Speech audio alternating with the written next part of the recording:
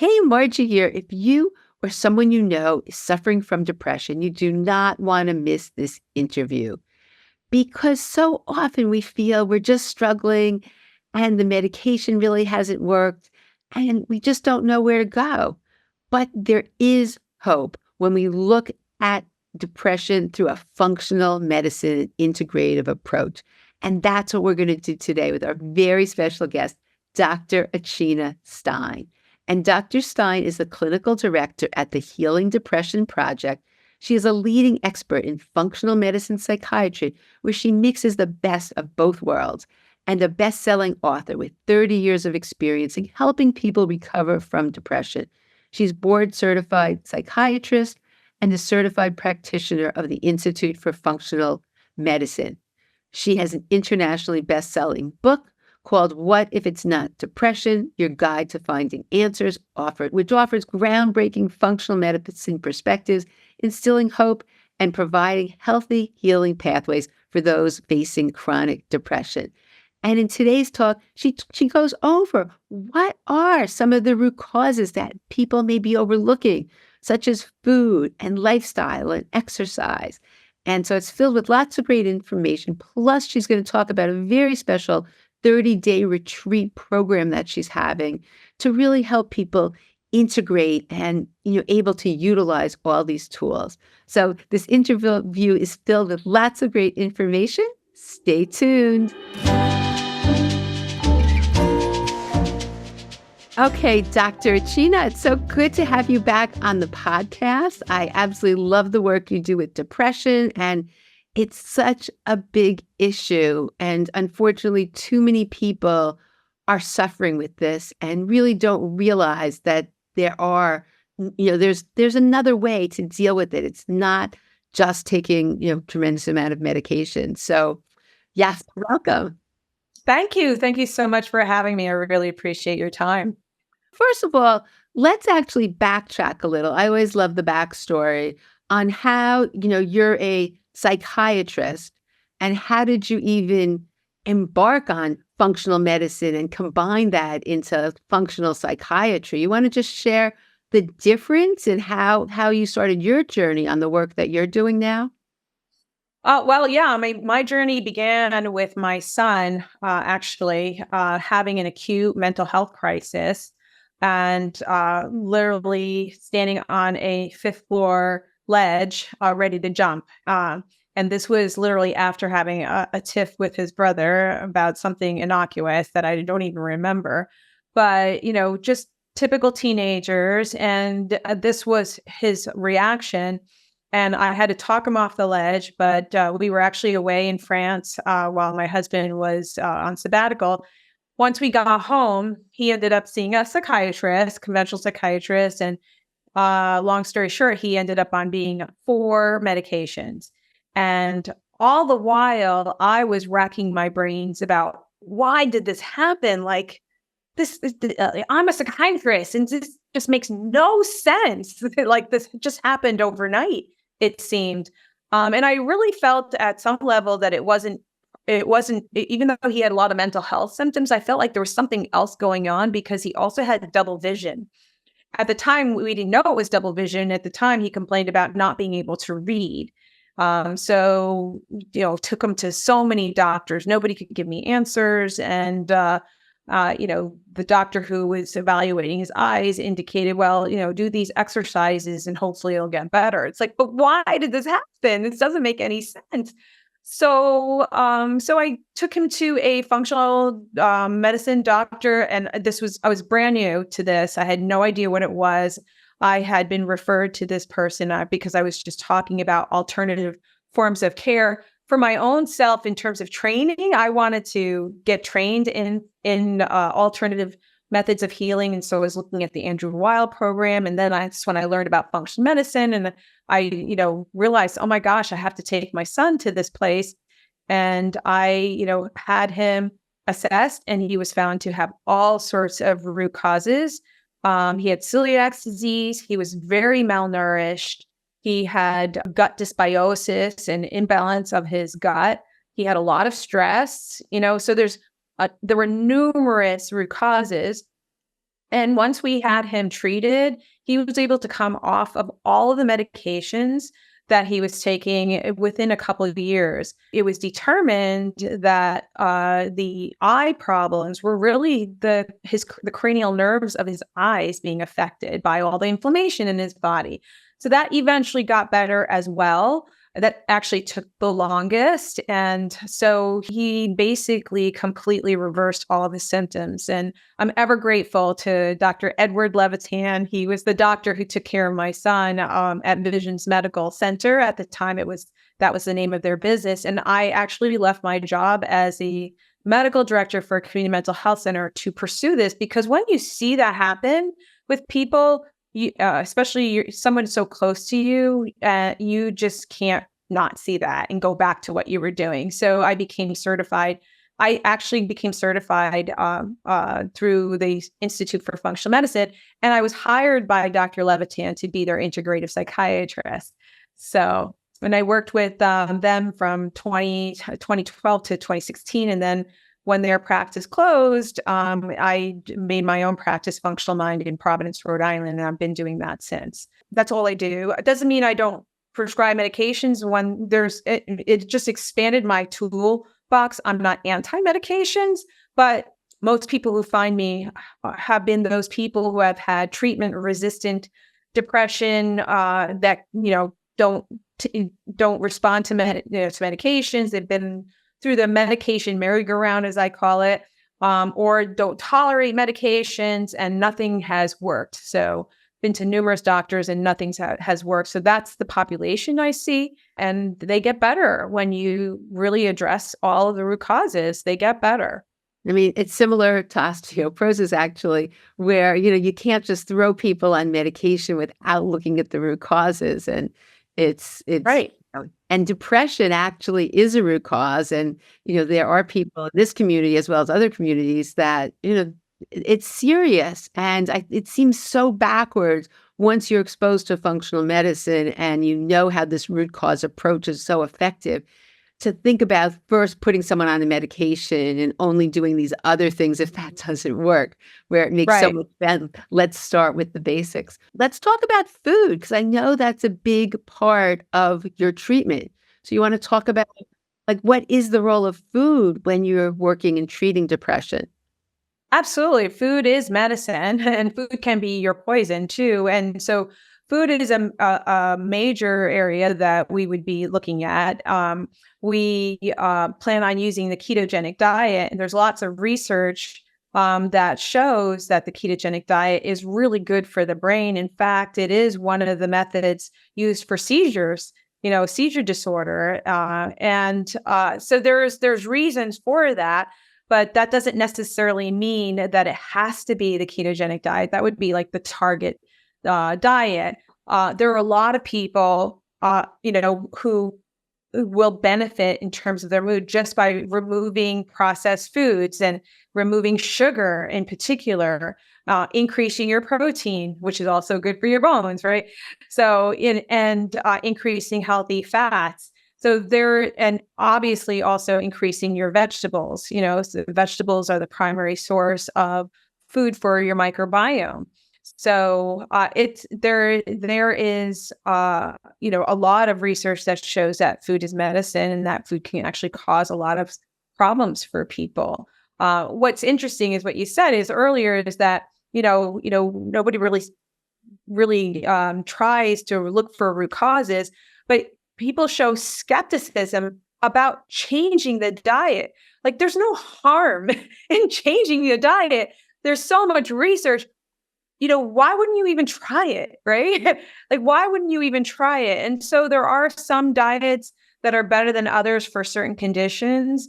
And so we are using the ketogenic diet because there is so much research in terms of dementia and mental health problems and other neurodegenerative conditions or neurologic conditions that improve significantly just from that particular diet. So that'll be our target diet in terms of our program. And when you start the program, you had mentioned, like your son had celiac, and that you mentioned sugar. Right away, early on, do you have people eliminate some of those other foods that could cause inflammation? Do you test them? How do you figure that piece out? Yeah, so it depends on their history. Sometimes people come with a certain history and they say, I know I'm sensitive to dairy, and they've reduced it, but they haven't necessarily eliminated it. And so even though you may not have an outward manifestation on a daily basis from, let's say, dairy.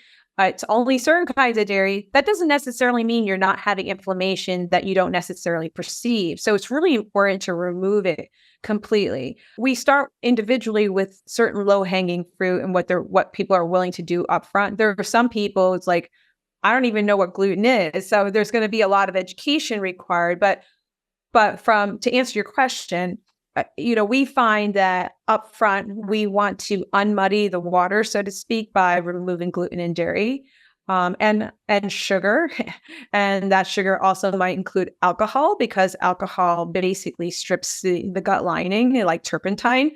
So making those changes up front, it's not something that we demand, because, some people have certain eating disorders, right? And it might trigger them, and that could create a bigger problem, down the line. So we certainly work with individuals to make sure that they're in the right mindset to be able to move forward in those areas. Yeah, and have you seen for certain people that just making those small changes makes a big difference, can really affect their depression? Oh gosh, absolutely. Yeah. I mean, it varies. The thing that we also address even before we change or look at changing the diet is digestion. I don't think enough people spend time really looking at whether or not you're making enough hydrochloric acid.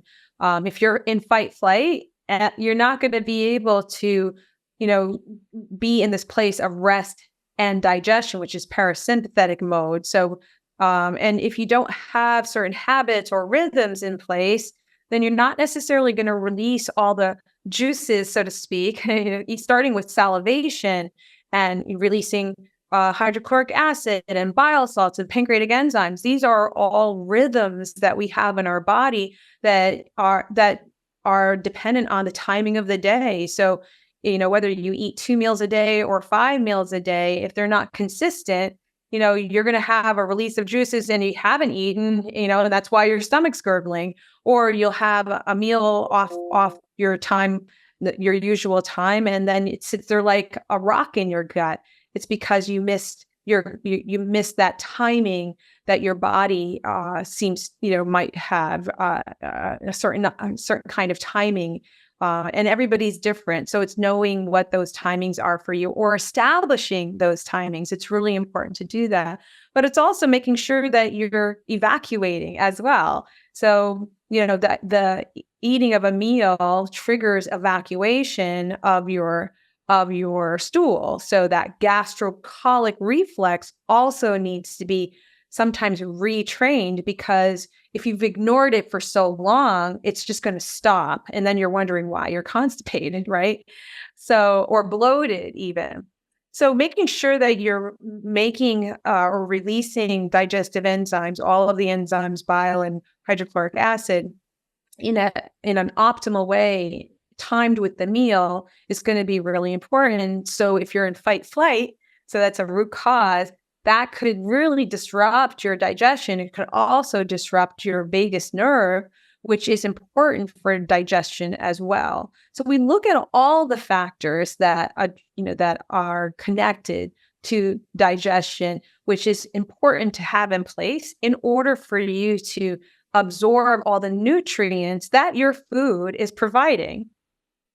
It's just so interesting because every single thing you said also are root causes and affect your bone health, because none of this is in isolation. That's the beauty of functional Absolutely. medicine. But every single thing you're saying, there was Dr. Wright in Washington who looked at people with osteoporosis. 90% when he was doing testing had reduced hydrochloric acid. So Mhm. didn't have enough stomach acid. So it's just very interesting that how it can manifest as depression and also negatively affect your bones. But depression itself, the big problem, and what I see a lot is people aren't told, antidepressants are given out so freely as though, okay, let's just put you on antidepressants, as though it's not a big deal. But they're not told, the patients, that it can affect your bone health. And certain of them have major negative effects. So, I love this approach, looking at root causes and treating it in the integrative way that you do.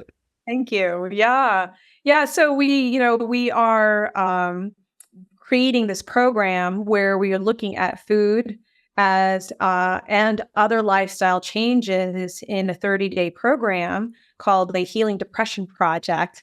And that's going to be looking at learning how to cook, learning about food, learning about movement, exercise, yoga, meditation, breath work, and limiting beliefs, mindset.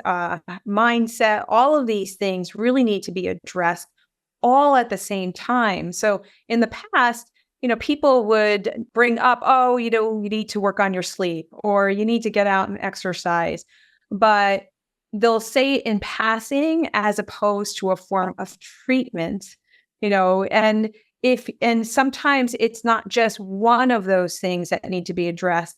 It's addressing each and every one of them all at the same time to create change in terms of addressing root causes in order to actually have a shift in your health.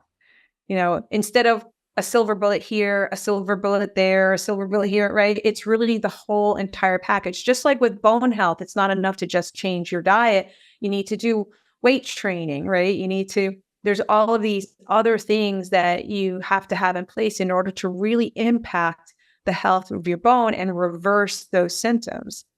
Yeah. What I love about this, and I really want you to go in a little more detail, is that, first of all, when someone is depressed, even not being depressed, it's overwhelming. It's overwhelming to make these changes. You don't know where to start. And for many people, it's not that simple, just, okay, let's just go on the ketogenic diet, or let's just do this.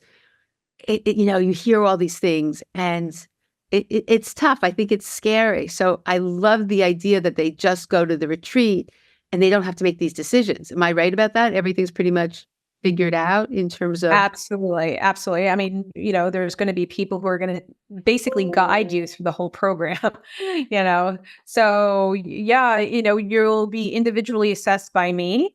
And then each person is going to have their low-hanging fruit. So you'll probably start with that. So everyone has a different mindset in terms of what they want to change, or where they want to be in their life. And some people are going to have skills in an area that other people wouldn't necessarily be,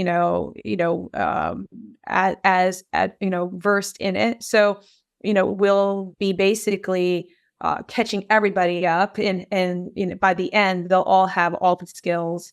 We'll be recruiting 15 participants for the program. And so the group dynamic is also going to be really wonderful as well, because there's early adopters to the program, and they tend to pull along those others who may not be so courageous or might feel a little vulnerable, but and may be waiting to see, well, let's see how it goes with you, and then maybe I'll put my foot in the water, So the group dynamic also makes a big difference in terms of speeding up the progress in meeting goals and feeling a change or a difference in their life.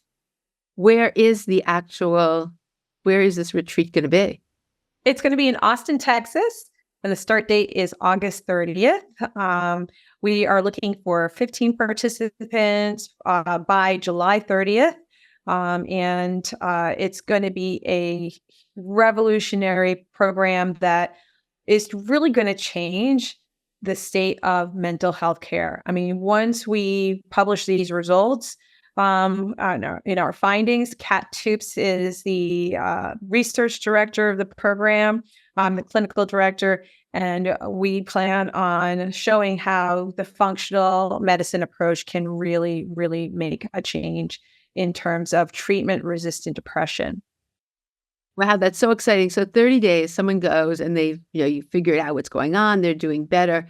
How are they going to maintain after the 30 days? Is there a program to stay in touch with you, or what happens?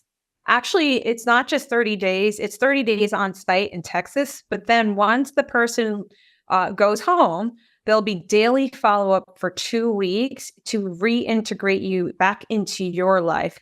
Everybody has different requirements. Some might have families or jobs. And, we would be planning for that, making the person ready for that transition and putting in place all the things that need to happen in order for it to be very smooth.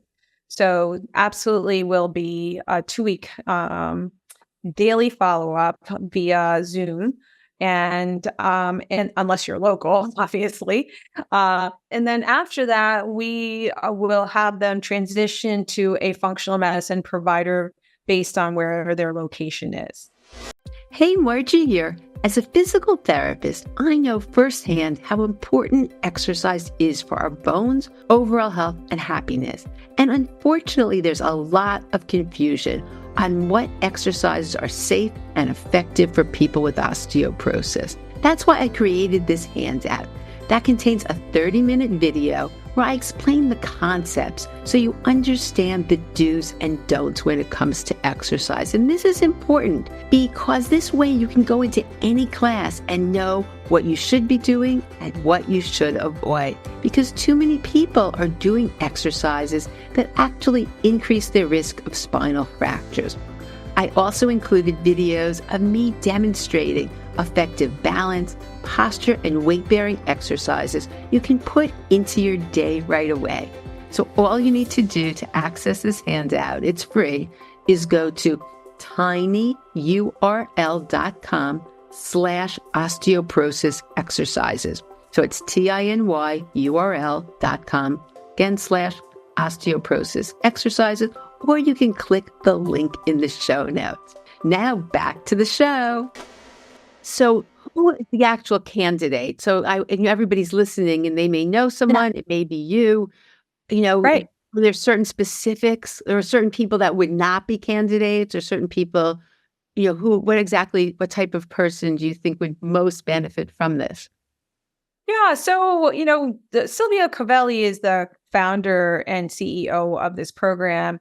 And I would say that she is the typical person in her background for doing this kind of program. She had been battling depression for 20 years. She had done every possible program that she could find. And she would have some improvements in her mood. She's tried all sorts of medications, but it would never last, and she was given a diagnosis of treatment-resistant depression. And what that is, it's a terrible term because basically it feels like you're blaming the patient for not responding to medication.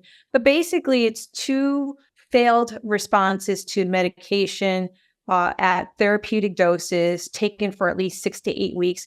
Preferably those medications are from different classes of antidepressants.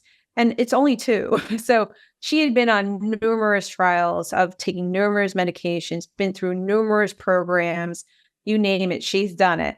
And she finally decided, I'm going to need to take this into my own hands, and created her own program and decided to habit stack all the things that she learned and that from all the different programs, and just made herself do it every single day. And that's what really made the difference. So it wasn't just food and then shifting to something else, and then shifting to something else, or just doing it intermittently. She created a program for herself where she did it every single day.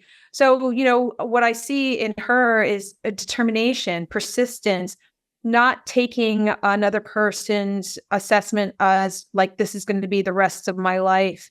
Really believing in herself and wanting more, really believing that, like, I don't want to live my life this way for the rest of my life. And so it took work and persistence and belief in herself to be able to see her transformation and manifest it for herself. So it's really a person who has chronic and persistent symptoms, are functioning to some degree, but want more, or feel that they deserve more, or can reach more. Yeah, so let's even go a little deeper into that because I think people sometimes think, well, this is just my life, or I have, I don't think even maybe know this could be depression. So you want to share some of the major signs that might indicate that, you actually might have depression. You just have never called it that.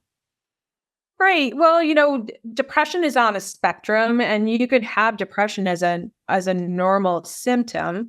But when it is chronic, basically, the major symptom is having sadness or apathy or lack of pleasure in life every day, most of the day for 2 weeks, and then you need 5 of 9 total symptoms in order to have major depressive disorder. And those other symptoms are really physical symptoms: appetite change, sleep disturbance, loss of energy or increased energy sometimes, which we call psychomotor agitation or retardation, problems with concentration. But then there's the psychological symptoms of having chronic feelings of guilt or shame, suicidal ideations, psychosis, possibly, and low self worth. So, there's a combination of things. And there are a lot of people who have medical issues that can help you to meet those physical criteria. And then, it affects your brain, right? There's so many, I mean, COVID, for example, is a perfect example.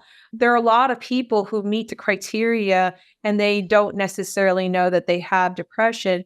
There are so many medical issues that can cause a lot of these same symptoms. So there's a great deal of overlap. And so we want to make sure that we also address the medical issues primarily, because a lot of times when you really address the medical issues, especially if they have multiple medical issues and find those root causes, the depression actually gets better. When you address the medical, so a functional medicine approach towards all of those chronic medical problems can cause an improvement in your mood. It's not necessarily a separate issue. It's caused by inflammation.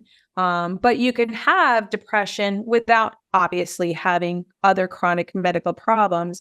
And it could be related to psychological or, issues or social issues, emotional issues.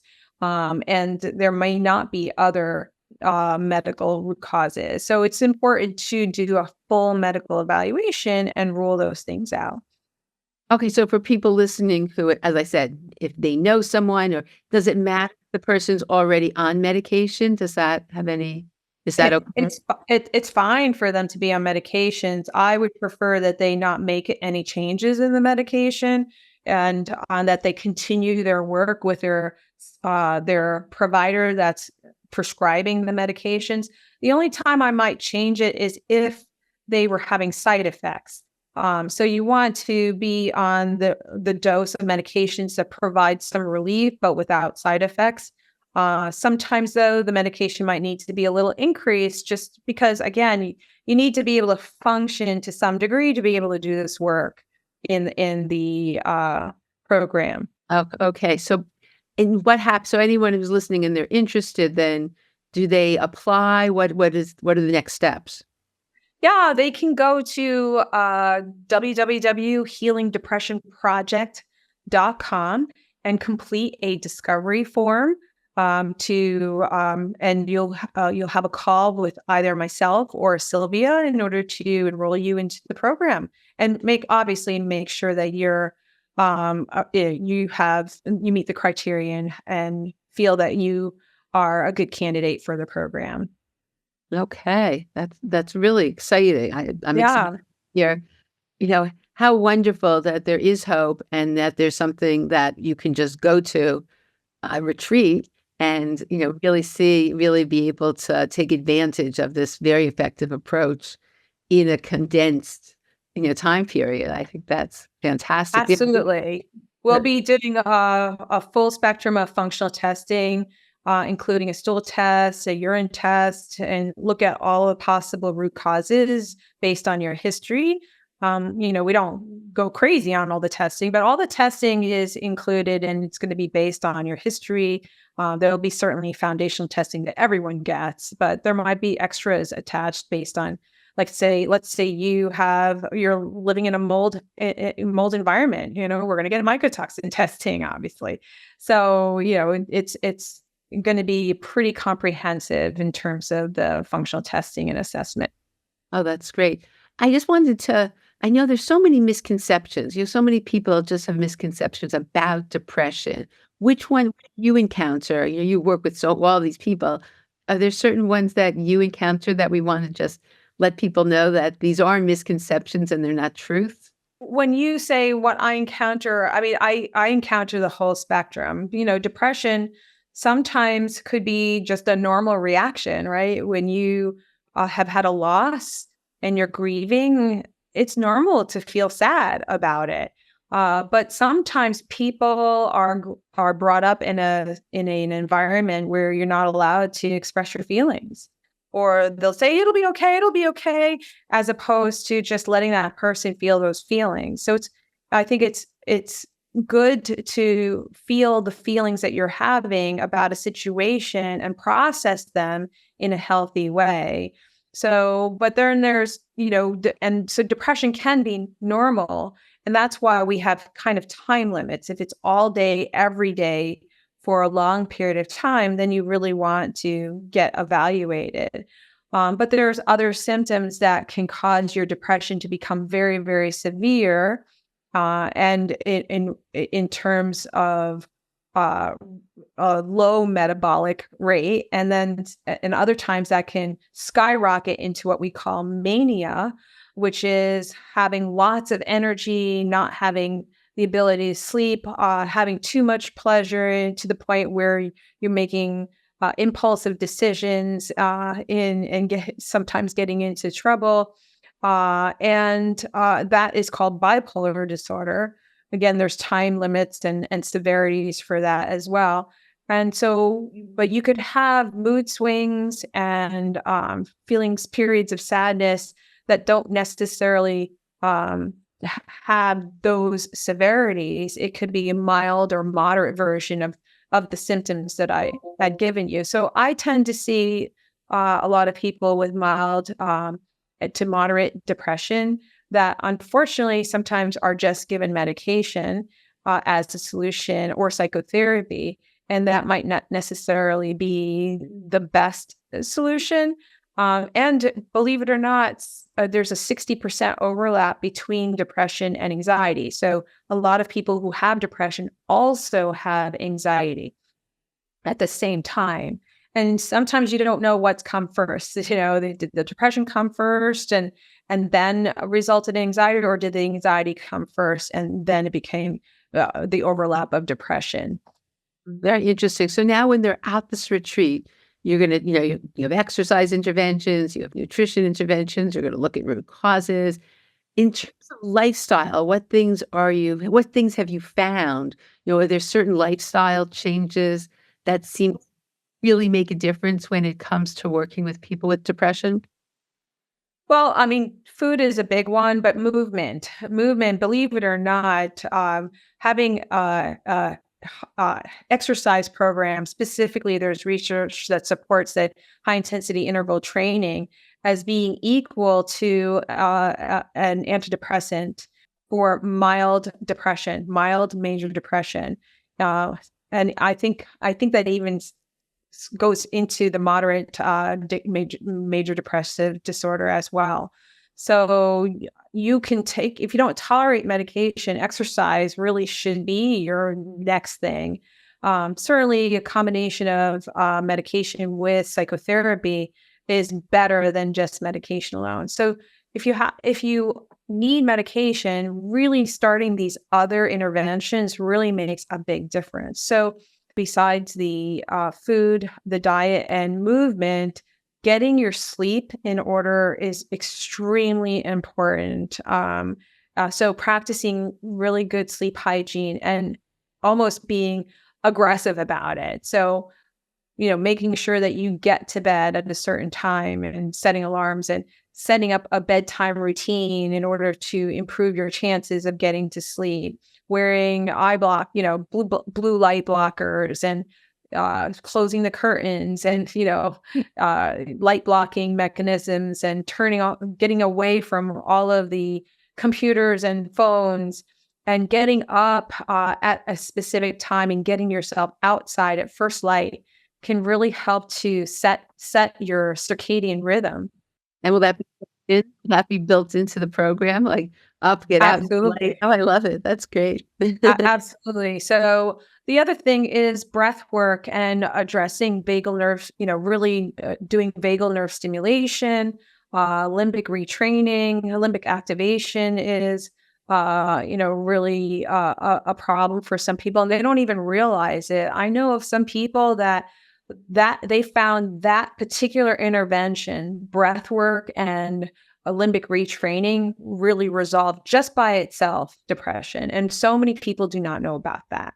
So, Dr. Achina, this program sounds so exciting, but not everyone's going to be able to do this program or have the time or whatever. But you're amazing. And the work you've done, you've helped so many people. So you want to share what's available for people, how you work with people one-on-one, and a little bit about your group programs. So if people wanted to take advantage of those services, what's possible.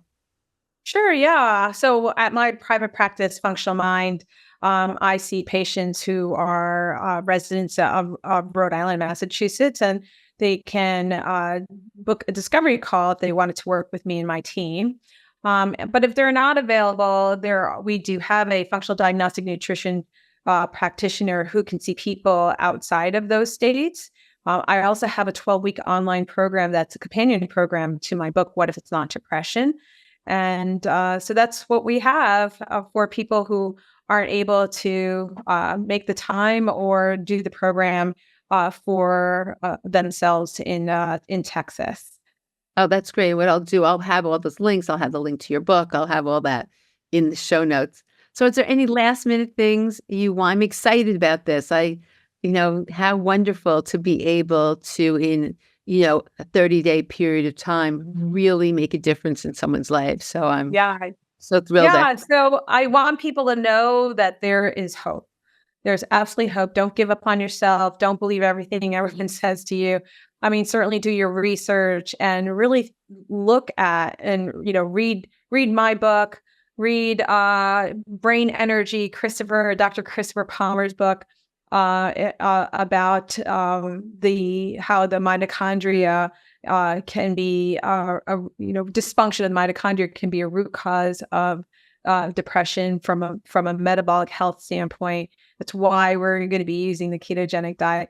I just want people to know there's so many changes from a research standpoint that not every practitioner in the conventional world is even aware of it, because it takes about 10 to 15 years, sometimes longer, for it to be conventional medicine to become the standard of care.